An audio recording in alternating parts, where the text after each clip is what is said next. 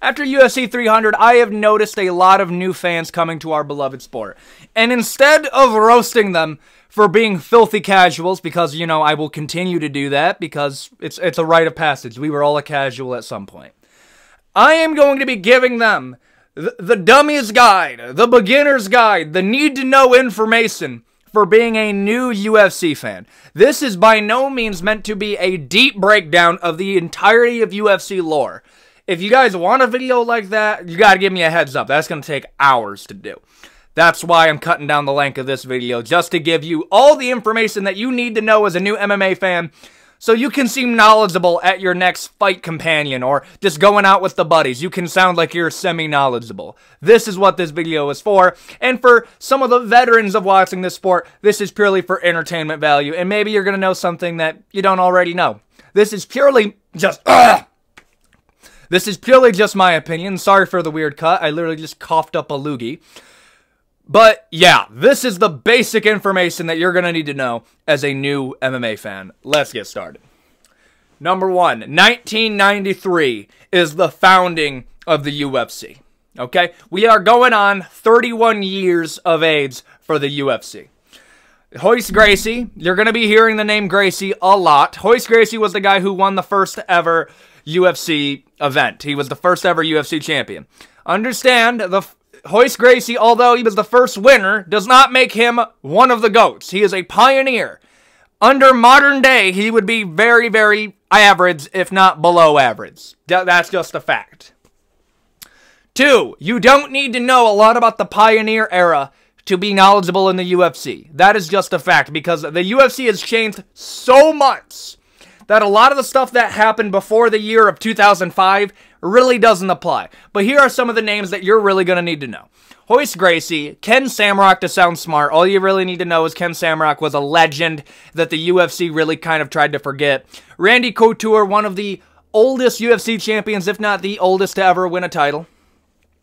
And Chuck Liddell. You can throw in Quentin Rampage Jackson, but like, I would say Tito Ortiz, Chuck Liddell, Rampage. A lot of them came from the Pride, which was another rival organization to the UFC. All you really need to know about them, basically UFC, but Japanese. And we bought them, so we win. Nagasaki Part 2. Anyways, that's really all you need to know about Pride. Yes, there are other fighters that fight outside the UFC that you can put into the GOAT argument, but I'm just going to cut to the chase. The only fighter that you can say is one of the GOATs is Fedor Emelianenko over heavyweight and Mighty Mouse, who was a UFC fighter. Now that we moved out of the pioneer era, everything that you really need to know there, that's when Jon Jones became champion. Jon Jones is, although he has a loss, I'm just going to say it right now because Joe Rogan says it all the damn time.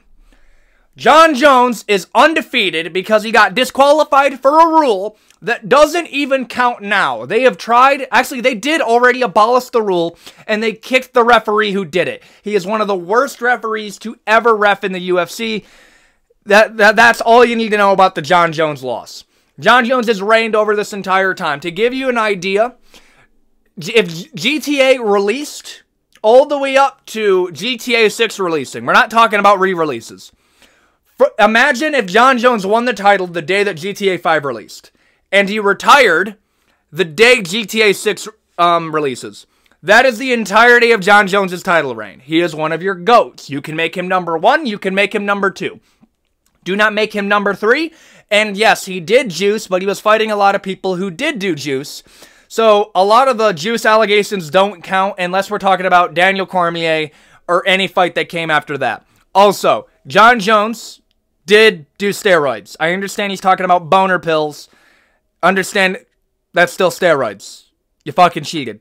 Jon Jones cheated. That's all you really need to know.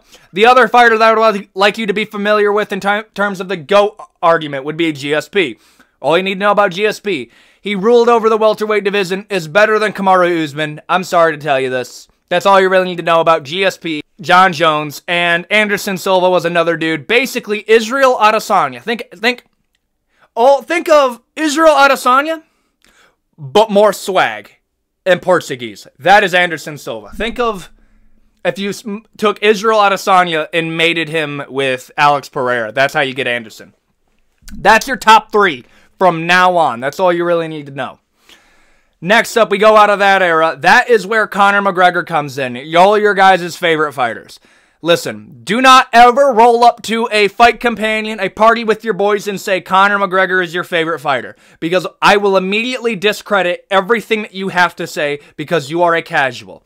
You can be a casual in the closet. But when you're talking to me, you're going to sound like a pro.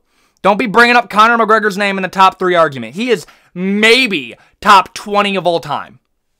That being said, you will respect Jose Aldo's name. You will say Conor McGregor beat Jose Aldo, and that's what makes him one of the better featherweights. You can say that about Conor McGregor. Although Conor McGregor is in the top 20 of all time, he brought the eyes over to the sport. I would argue that the UFC was kind of born 2 times. It was born in 1993, and it was born in 2015. That now we have started the Superstar era. The Superstar era was pioneered by Conor McGregor. What Conor McGregor did is he brought eyes to the UFC. That's also when the women had the right to fight. And that's how you got Ronda Rousey. And women's MMA fighters to think about. I'm going to save you guys a lot of time and a lot of heartbreak. This is all you really need to remember. Joanna Jędrzejczyk, Zhang Weili, Amanda Nunes, Ronda Rousey, and Holly Holm for like 1 fight. That's really all you need to remember. Anything else is extra credit. I do it because I get paid to cover this sport. And trust me, I still regret learning a lot of this. So that's the entirety of women's history that you really need to understand. Amanda Nunes is the undisputed GOAT. There is really no contrarian argument that you can bring up against that. At the meantime, Conor McGregor beat Jose Aldo.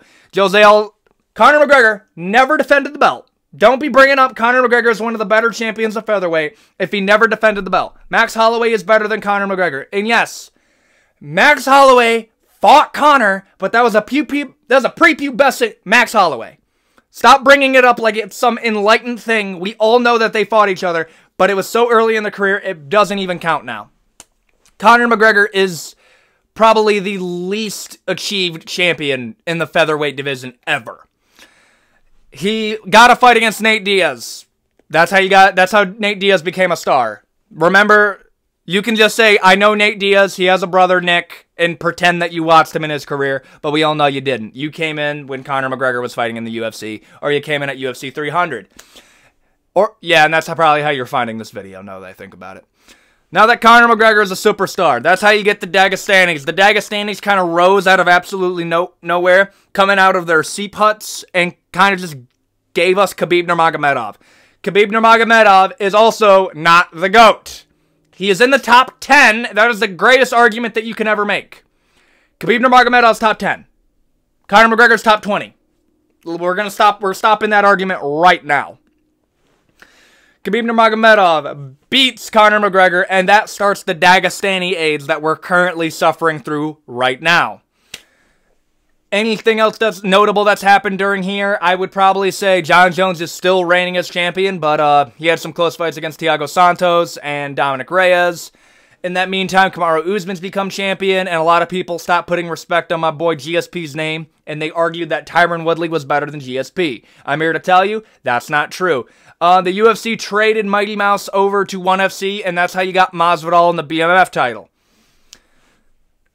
I think I've covered a good portion of what's coming on. Israel Adesanya is reigning over middleweight. Alex Pereira has come in and kind of just become a following overnight. Also, if you want to get some entertainment in lightweight other than Conor McGregor, I actually highly recommend that you watch Justin Gaethje, any Justin Gaethje fight. Dustin Poirier fights are solid. Charles Oliveira. And the Dagestanis reign over just about every division that they're in because all they know is double legs and seep breeding. With that, I think I've taught you everything that you need to know to go into your next party to explain the lore of the UFC. If you have any questions, put them in the comment section down below.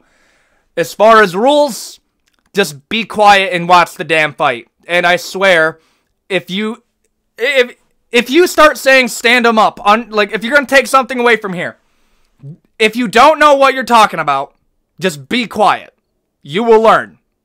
Stop telling the TV to stand up. We're not doing that. But anyways, I think that's everything that you're going to need to know for your next fight companion. And this is my beginner's guide to MMA. Tell me what you think in the comment section down below. Is there anything I left out? I left out a lot. Don't even begin on that. But I think I've given you the bare bones information to survive your next encounter. Adios, guys.